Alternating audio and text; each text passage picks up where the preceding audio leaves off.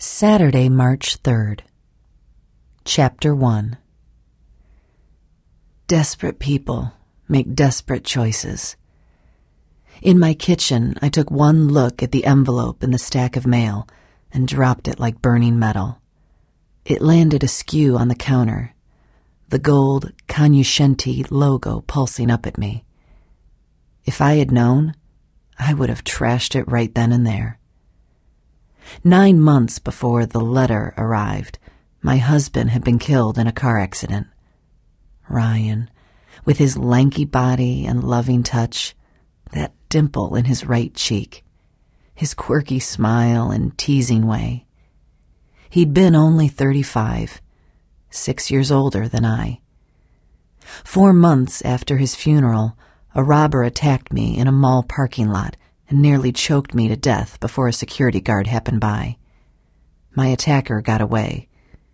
He's still out there somewhere, walking the streets.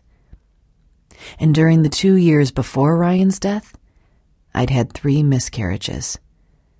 5 traumatic events in a row. I was bent, near broken, a wind-battered sapling, abandoned by God. Have you ever battled depression?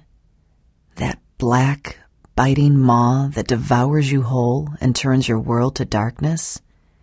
Your life becomes unlivable. You become nothing. One day you're a speck in the universe, blown here and there, trod underfoot. The next, you're weighted and shackled, the chains too heavy to lift. The envelope looked thin, maybe 1 sheet of paper inside. A single piece of paper that could alter the very core of me. One last hope. My fumbling hands picked up the envelope. I slid a finger under the flap and edged it open. Pulled out the answer on which I'd hung my future. Dear Lisa Newberry, it is my pleasure to inform you that you have been accepted into the medical trial for Cognoscenti's new empowerment chip.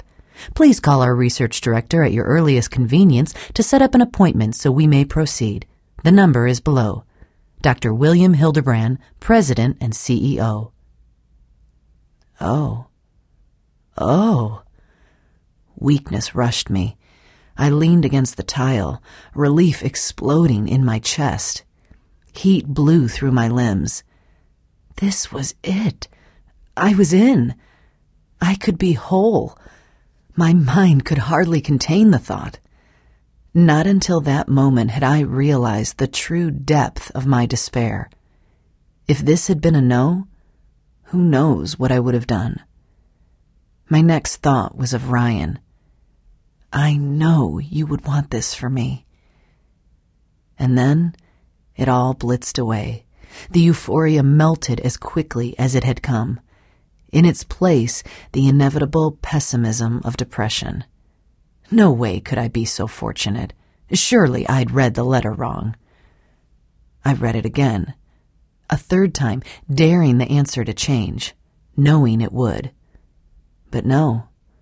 The word accepted burned from the page. Excitement rose again, propelling my hand to the phone sitting next to me on the counter. I picked it up and called Sherry Grubacker, my one friend in the Bay Area. The news trembled on my tongue, ready to jump as soon as she said hello. Her canned voicemail kicked in. No Sherry. Well, of course, with such incredible news as this, how could I expect to find someone to share it with? I hung up.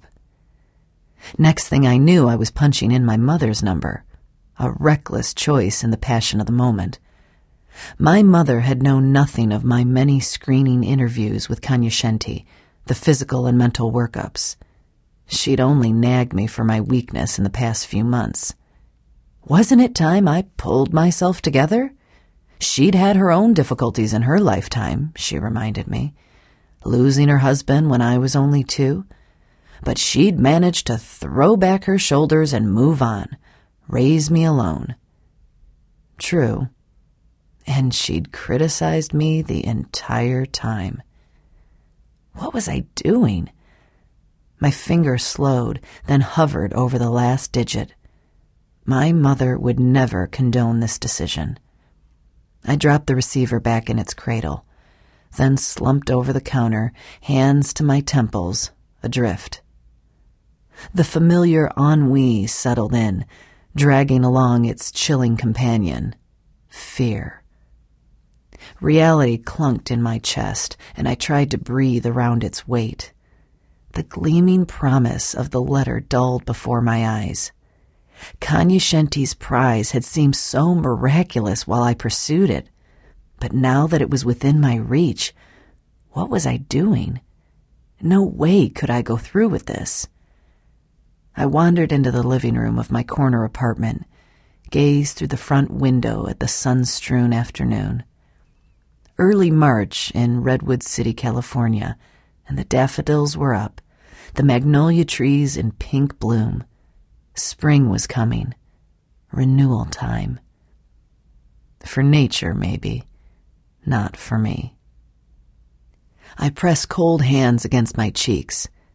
Brain surgery. Brain surgery, Lisa? How could I even think of putting myself through that?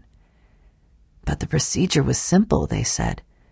Kanyashenti's advancements in brain chip implants went far beyond any other company's research. If I got the real implant, I would instantly escape my whirlpool of defeat. A short stay in the hospital, and I could be a new person. Imagine nurturing all the memories of Ryan without the deadening grief. Imagine recalling my attack with head knowledge only, not the sucking, terror-drenched memory from my gut. Who wouldn't want to turn off their pain? But it wasn't quite that simple. In what they called the gold standard of research, double-blind, placebo-controlled, I could end up with the placebo, the blank chip, the surgery done for nothing. Amazing they would put people through such turmoil, but that's the way medical research worked. Still, it was a chance. One little empowerment chip, and I could have the strength to rebuild my life. I could feel again, breathe again. If I didn't try it, what future did I have? I dropped my head in my hands. I wanted this. How very much I needed the hope. Without it, I didn't know how to go on.